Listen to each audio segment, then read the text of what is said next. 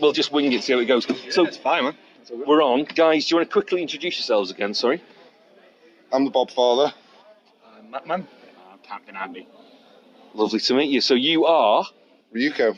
And how long have you been going together? How long have you been playing together? What have you been up to? Andy and I have been playing for about 3, 4, 5. Probably about 7 years. 7. Fuck, has it been that long? Yeah, it feels like a lot longer time. Yeah, we had a drummer. Things went bad. Then Very sour. Then there was about 3 years. Like we did about, I think we kind of did nothing for about a year, and then we got a drum machine and started playing gigs with samples and drum machine, which started the whole like using the samples and stuff that we use. And then Matt joined us summer last year. Yeah, so I was going to ask you. So you've been since summer last year. Yeah. So we were talking since around 2016. Yeah. But at the time I had too much on, like going on in personal life and work life and things like that before I could do anything. And then, believe it or not, I went on a night out to go and see Severance's first gig back. Yep. And my best mate turned around and was just like, do you know Ryuko's still after a drummer? I was just like, what? What's going on? Right. I thought they had a drummer, and he was just like, no, they're still waiting. So and then I bumped into Bob because Bob was behind the bar, like, so just like, listen, let's get something going, like, so. Brilliant. So do you guys have been doing anything solid? You've been working together solid for the last year or so, but you've got a lot of history before that. Yeah. So let's do the obvious stuff. Influences? It's weird, really. It's weird, yeah, because we got influences from all over. I mean, if you listen to one of our sets, it has stages. Like, it starts off all punky, then it goes kind of alternative rock, it goes a little like metal grungy, and then back to punk at the end. Drop D and then back to punk again. Like, so, do you do drop D? Do you have to change guitars? I got that for a couple of songs at the end. It's a little bit more grungy metal. No, it's good. I'm a huge fan of like Motorhead and Metallica, and the list goes on with that sort of area. So for me, being a drummer, I was always like doing all the thrash beats and things, and then to go from that to stepping into this, I thought, well, this is kind of more fun for me, you know. Like, so I really enjoy myself when I'm behind the gig with these guys. So, I definitely heard a lot. There was certainly in terms of the set, there was a lot of pace there. There was something that was a bit more melodic and slower, and there was something that was more punky, thrashy kind of thing. So you've got that, or something else that was riffy. So you've got that kind of contrast with the set. So I certainly understood that from hearing it. So that comes across well. Yeah, well, like I say, I write the songs. I listen to quite a broad variety of music, so I think that becomes apparent in my music. I don't like to write the same song twice. But like as far as like, you know, when I started out, I would say, like, you know, when I was a teenager and I first started learning to play guitar, it was like Nirvana, you know, Carter the Unstoppable, Sex Machine. I also drew influences from, I was into a lot of electro, like Prodigy and stuff like that. So I'd sometimes try and work out how to play dance songs on a guitar, and then that would give me like influence to write more interesting. I mean, like the song, I don't know if you heard the Punctured song we played tonight, which is about thinking my girlfriend was a vampire when I was wasted. The idea, I enjoyed that one. Yeah, the idea behind that was we wanted to do like a kind of grungy trip hop. Right, okay. With the beats and the slowed down tempo, and then it picks up in the chorus, and then you've got like the kind of metal bridge. Right. I like to try and we've got other songs, we haven't played them tonight, but where I like to try and fuse like a bunch of different genres together. Just make it more interesting. That's great, because that's variety is the spice of life, right? Exactly, yeah. Exactly. So, I mean, was that Punctured you were talking about? Was that the one? Punctured, yeah. It's to an older guy like me, that's kind of veering into goth territory, so that's a different kind of genre again. But not just because you mentioned the vampire thing, but you kind of got that sound as well. Yeah. So. We do have another song which is a third party perspective on vampires called Darkstalkers. We didn't play that tonight, but that's another one we have. So. Okay, so how long was the set tonight altogether? Do you remember how long you played, or how many songs? Half an hour. How many songs? 8, I think. 8. Yeah. And how do you feel it went? Offer it out to all of you. Went pretty well. Yeah. Enjoy it. Yeah, I enjoyed it. That's always good. Yeah, it's always fun. Yeah, well received. People even danced. Yeah. Yeah, it's good to see a couple of people dancing. People getting into it. Yeah. Did it kind of get you a bit more motivated? You get a bit of a vibe from that as well?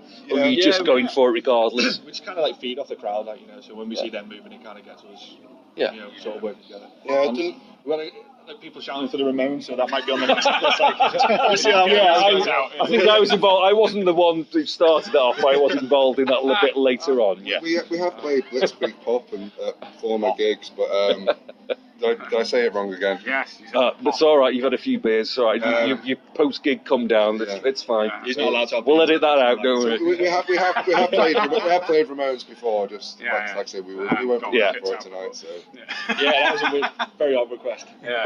And are you all local guys as well? Chester. we're from Chester, but did you grow up around here? I did. Yeah. Yeah, we grew up around here, so. And have you not played this particular venue before? What sort of venues have you played, or have you played here before? Yeah. You have played. Oh, right. Okay. Sorry, I apologise. I've missed it. With Box. Right. Okay. Advertising their hat for tonight. And so, what other venues you've played? What are they like? How are you? Played in Chester a couple of times as well. Played Saddle Bar in Chester. Oh, right. Yeah. No. We're down pretty well in there. We did this. We did a charity gig, like 4 of my friends. I decided to put a charity gig together. Right. Okay. Got a couple of local bands to go in. Yeah. Put ourselves in there as well, like, and it went off quite well, to be fair.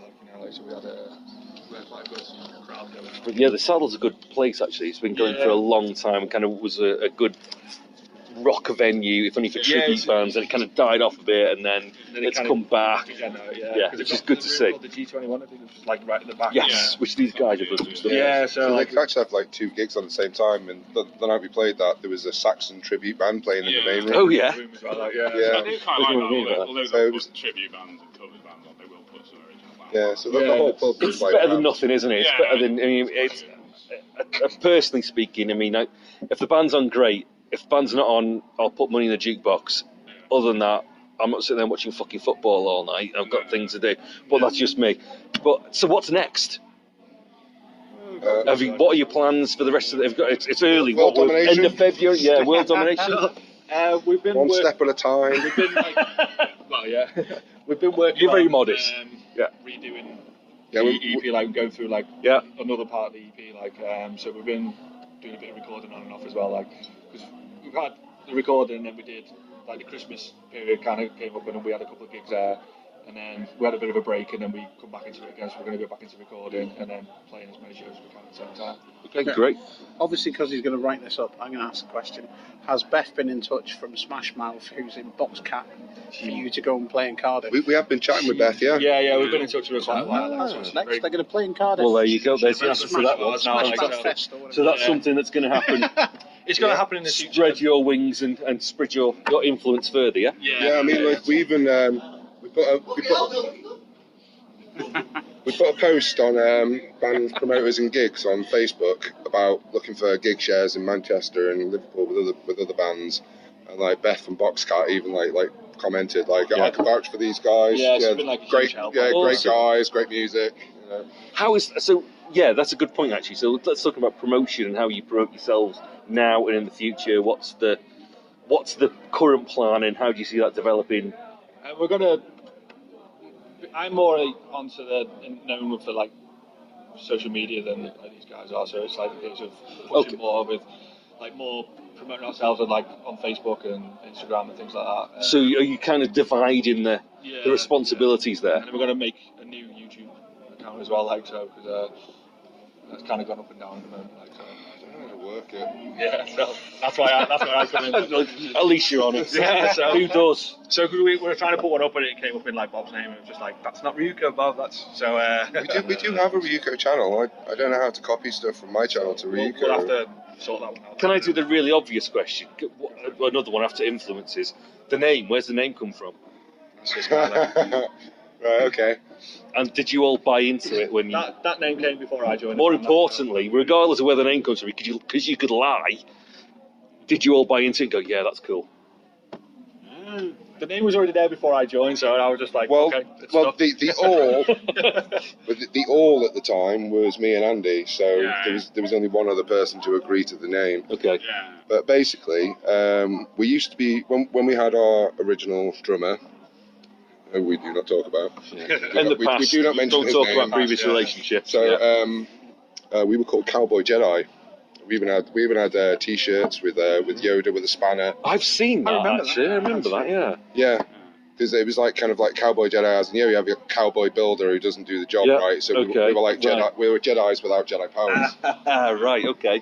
So, but because he thought of the name, we weren't allowed to use it after he left. Oh, really? Yeah, that's just one of the like really dickish moves that he did. To name. Sorry, we'll edit that out. Don't worry. Go on. Oh, sorry. We're not allowed to swear. No, it's not the swearing. Maybe the insulting He's going to write it up anyway. So delete that. He's just don't worry, just go for it though. Don't worry. Sorry. I'll see. I'm not sure what the rules are, but I think it's just we run it past you before we publish it. Yeah, it's just one of those relationships that ended really, really badly, and that was just one of the things. Yeah. So shit happens, doesn't it? Yeah. So he was like, no, you can't use that. Not like he was going to use it himself, you know. Yeah. So he just spat his dummy out. Basically. Yeah, basically, yeah. So at the time, I'm really into anime and all things Japanese music. Don't say baby metal. Don't say what? Baby metal is obsessed with him. That's why we're not down to play tomorrow, because he's going to see I'm going to see Baby Metal in Manchester tomorrow. But yeah, so I remember that conversation. Yes, basically, at the time I was watching an anime called Kill la Kill. It's on Netflix, by the way. It's really good. Okay. For Netflix there, yeah. The main character. Like they fucking need it. Plug yourself, go on. The main character is called Ryuko Matoi. Right. And I just thought it was a really cool name. And Ryuko, some fun facts. It's one of the least popular names in Japan. It's like something like 500th most. I don't know. It's really low down anyway, and it basically means like rebirth. It's like Clarence over here or something. It means like rebirth, start over. Or Gilbert. So I just thought it's a real cool name, and and we're starting again. Well, it's not a cool name in Japan, is it? It's a cool name everywhere else but Japan. It's cool to me. I think it's cool. I get what you're saying about it, yeah. I mean, like, in between Cowboy Jedi and Ryuko, we were briefly called My Junk. I remember. Yeah, no. But it was just too Sorry, much. It was I'm too supposed to be objective. I would never have joined that band. No, it just got like telling people about the band. They didn't know if we were chatting them up or like trying to get them into the music. Yeah. I am not. It is your junk. Oh, my junk. I thought you were saying I'm drunk. Bob's junk. Great. So that's. So you go like, have you heard of My Junk? And they go, hey, chat me up. I said, no, it's my band. And it just got really complicated. Yeah. I do wish we'd chosen a name that's easier to spell and pronounce. Yeah. People keep asking how you pronounce it and spell it. People can never say on it. Like even Cowboy Jedi. Genuinely, I'm a wanker and I spelt it wrong on the poster. Yeah, somebody. Ryuko. Yeah. And it's Ryuko. Oh, no, Ryuko. Still can't get it wrong. We've got to record it now. So you can't get off. But it does have some cut through, some standout for that reason, so that's good. But maybe you're just gonna have to say your name after and before every song. Yeah. Just repeat it until people know what it said. That's your decision. Until they get you can cut me in on that for a percentage if you like. I was having this conversation with this guy who played in a punk band at Live Rooms one time, and I told him all the names. And he was like, "Well, you had all the cool names." Yeah, there's so many great band names that have gone before us. It's kind of difficult to. You've got to work hard these days to come up with something that's still cool and means something, and isn't just throwaway. Metallica's already taken, so. Yeah, exactly. There's a lot of great names that are already out there that are already done. All the ones with "the" in front are done, except the crap ones like "the bathroom." No one wants to be called that, do they? So your options are getting more limited all the time. But you've got something that does have cut through. You've got something different, so that's great. Is that part of the identity of the band as well? Do you feel something like you must feel like you're something individual, different to kind of. We try to be, yeah. Yeah. You were saying before that you don't want to write the same song all the time. Yeah. I think your mix of music makes you different because we tend to be a metal festival, but listening to you guys in Chester when we saw you at Saddle. Skyfest, Saddle, yeah. Yeah, because you've got something different. Some of your songs are really punky. Some of your songs are metal, grungy style. Because of that, I would say that you overflow into both genres. Yeah, it's like It's really well for you. It's good because people are like, like you're saying, it's like people are happy to invite us at any festival really. Like, well, that's good. That should work in your favour. Yeah. It's like that early '90s thing. If you had bands like Nirvana, Soundgarden, etc., who could play with a Metallica or could play with a Sonic Youth or Pixies or whatever, and had that kind of pop crossover as well. It's like they always said that they were kind of a Beatles playing Black Sabbath songs or vice versa, whichever way around it was, and they liked ABBA and things like that. So if you can throw that all together and come up with something that's fun for everybody, then surely you're ticking a lot of boxes, right? Yeah. You hope so. Yeah, that's the plan. Cool. Anything else you want to say? How we doing? 15 minutes. Good. There's going to be a hell of a lot to write up as it is anyway, I guess. Is there anything you want to say? Each of you, let's go with a... Captain Andy plays brilliant busking songs in the middle of Chester. I think I've seen you actually, yeah. Yeah, I've got a bit Matt, of a folk side to me. Yeah. Right, okay. That's a surprising other element. You talked about your various influences, which is great. So obviously you've got a surprising folk element. Yeah. Such as anything particular you want to divulge as a random kind of influence that you're into? Yeah, well, I listen to a lot of Neil Young, but I think he is a very diverse artist. He is an artist Yes. who's done folk, he's also done electronic stuff. Yeah, and you've got that kind of grungy kind of link as well, without labeling He you did guys that with the album with grunge Pearl thing. Jam as well. Exactly, and Yeah. Nirvana and he Kurt Cobain and that sort of thing. Was a big friend of So I think that scene. the diversity of Neil Young is perhaps, Yeah, sound-wise, definitely something a little bit different, but certainly it feeds into, I guess, or at least where I see you from coming from. Yeah. But the folky, it's a little bit different from the kind of. Oh, yeah. I've not heard any folk songs. I don't know. No, but I do a bit of slide on Yeah. that intro. Yeah, just I came with that because that one sounds a little bit Hawaiian to me. Function does. Hawaiian punk. What? Yeah, it just would nice. Maybe can I just suggest that as a potential Yeah, slide, we can do that. bit of a Let's do it. Hawaiian slide or something like that. That's right. Matt, have you got anything bizarre? What's the most bizarre kind of random influence you can think of in terms of? I'm just bizarre. You're just bizarre. Fair enough, mate. just remember, leave it tiny. Fozzie just called me a genius, so we'll leave it there. We want to try and beat that. Aside from the fact that I spent the last 3 years listening to mostly like Japanese music, have you ever heard of a band called Mr. Bungle? Yes. Yeah. Absolutely love Mr. Bungle. They're an acquired taste. They're an acquired taste. Yeah. They're also kind of, each album's completely different. Some songs, they've got like variety within the songs. And they veer between verging on almost commercial to absolute fucking bonkers as well. Verging on commercial? Like when? Oh God, what's their third album called? California something. Oh, surrealistic country and western. Yeah, there's about I think it's a third or fourth song on the album, and I can't remember what it's called. That actually kind of sounds a little bit kind of soul pop or something like that, but they still kind of do it in a bizarre fucking way. Yeah, I don't everything. I don't listen to the third album all that much. I saw him tour that album, but it's mostly the Clown album and Disco Volante for me. Disco Volante is definitely the one that's kind of. Oh, I love Disco Volante. Yeah, that's the one that's. It so gels a weird. bit more as a weird musical exercise rather than just weird for the sake. But anyway, I'm talking for you. Yeah, I remember bringing it over to a friend's house when I just bought it, and I thought that me and him were so in tune musically, and I played him the CD, and he was like, "What the fuck are you playing me?" I was like, "Oh, you don't like it?" It was like, "What is this?" I'm like, "Oh, okay." Just noise. Kind of a weird jazz, funk, metal. Yeah, I've been banned by most of my friends, so pretty much all of my friends, from playing Mr. Bungle in their presence. Yeah, I can imagine that. Also baby metal as well. I'm not allowed to play baby metal. Yeah, so they're a band that I'm not that familiar with. You play them a lot. Yeah. any random cover versions you're thinking of doing? There was a great one tonight. What was the great cover version tonight? Baggy Trousers. That was fantastic. Anything else you got up your sleeves? Tried to spruce that one up a little bit rather to make it our style, which is yeah. Well, you've got to do it. There's no.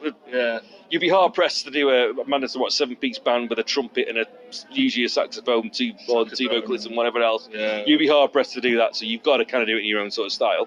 Yeah, but it's just because the drums, when obviously when you listen to the original, it's completely different to how I play it. And I add extra little bits to it just to make it that little bit more funky, like a little bit more upbeat, if you voice, like, you know. So it's always fun to play that song. Like, so is it an easy to play set now, or is it difficult? Do you challenge yourself all the time?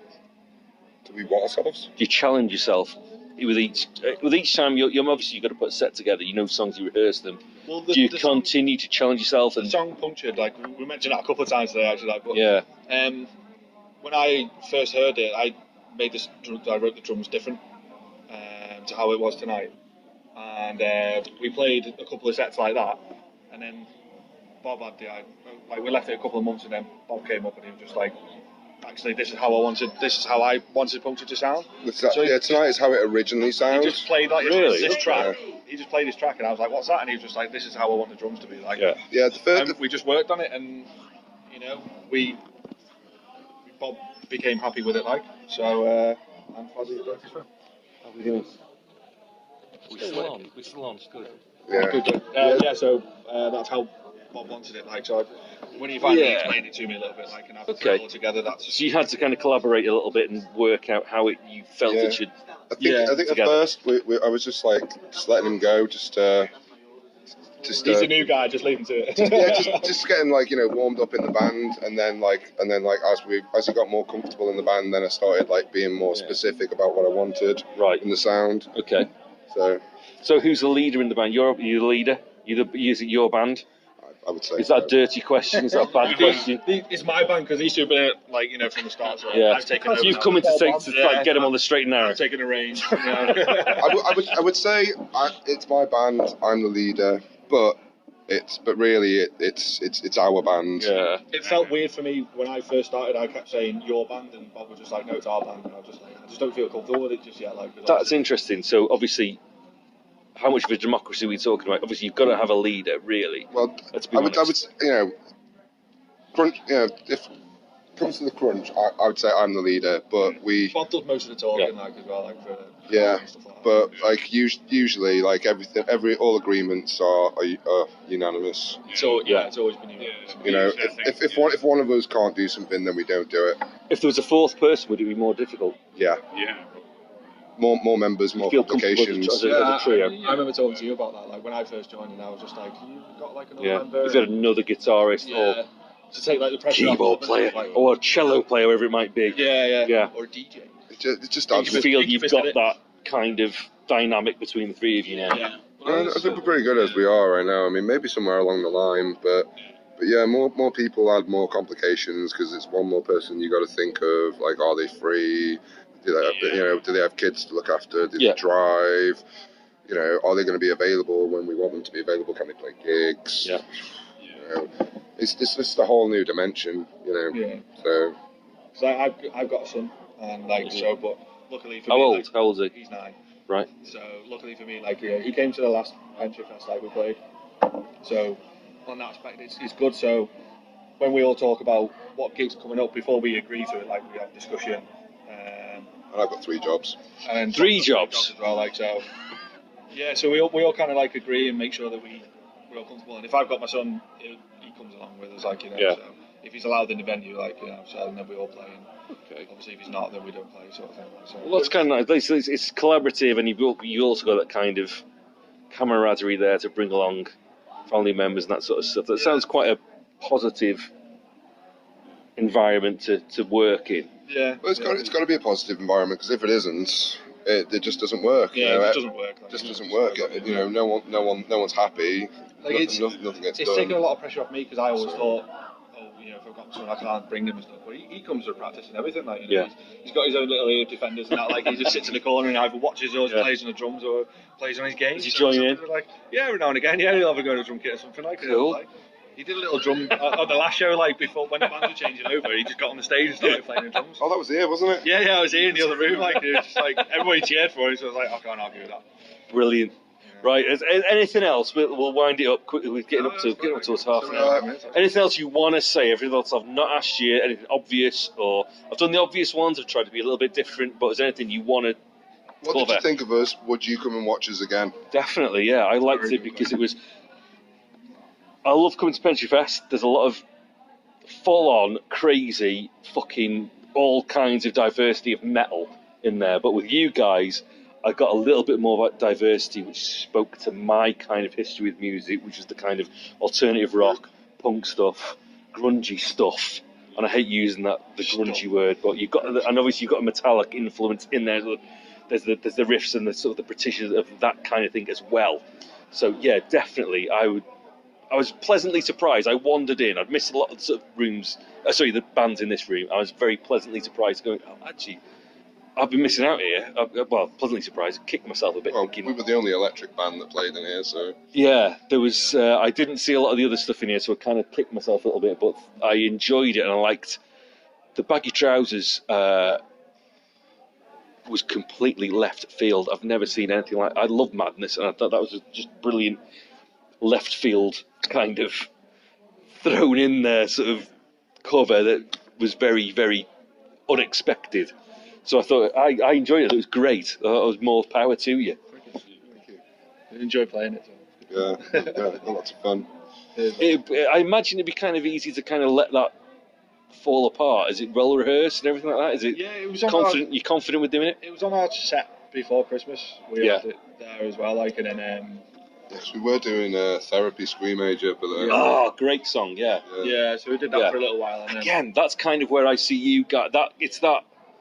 It's my youth. It's my early '90s kind of thing, and you're bringing it. It's still there, so we're always practicing that. It's like our warm-up song, so we play that, and then it's like, shall we throw it in the set? Shall we take it out? Whatever sort of thing.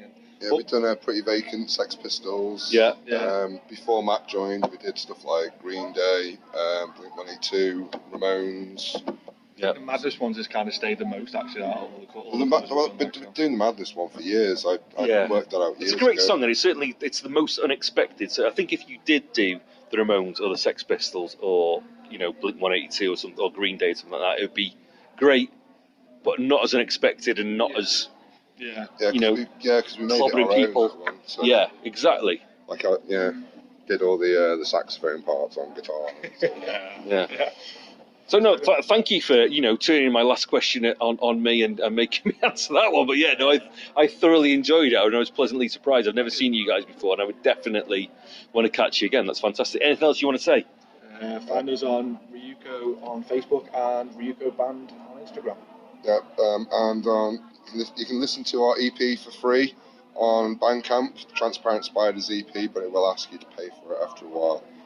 It's only £5, so. Fantastic. Andy, anything? And we have videos on YouTube as well. Yeah. Is there a YouTube address or anything we can? It's Ryuko Band. Yeah.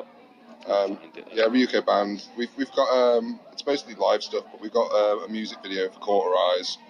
That's the other thing as well. We're working on music videos. We're working on a new music video at the moment as well for Longshore Drift. Is there any more recordings coming up or anything else? Recording? Is it live? Yeah. Recording? What's the next thing? We're recording some. Yes. Yeah, we're re-recording the EP and hopefully some other tracks. Where are you recording? Sorry, by the way, as well. Where do you record? In our house. Yeah. Really? Okay, cool. We've got so much easier. We've got a studio room, so. These guys got like the home studio, and then I bring in my drums over to where we practice. Yeah. It's only up the road, we use the drums in there. We get the microphones on and do some recording over. But we do like guitars, vocals, bass in the house, and mixing and the mastering. power is in your hands. Yeah. I've been mixing. Yay for modern technology. Really good. Fantastic. Yeah, there you go. It's the marvels of modern technology. Absolutely. One more thing. Anything else? Favourite colour? Red. Didn't point at you. I knew you were thinking of it. Yeah, red. Red. Green. Stupid question, but that'll do.